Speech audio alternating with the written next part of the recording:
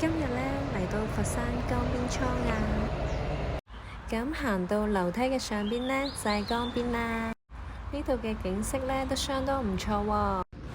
咁最引人注目呢，必定打卡就係呢個貓貓氣球啦。呢邊呢，江邊倉呢，都好多嘢食㗎，咁試下間糖水鋪先。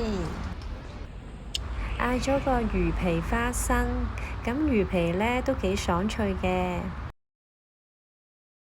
咁嗌咗碗芋頭紅豆沙糖水啦，糖水唔會好甜都 OK 㗎。咁喺呢邊再行下先。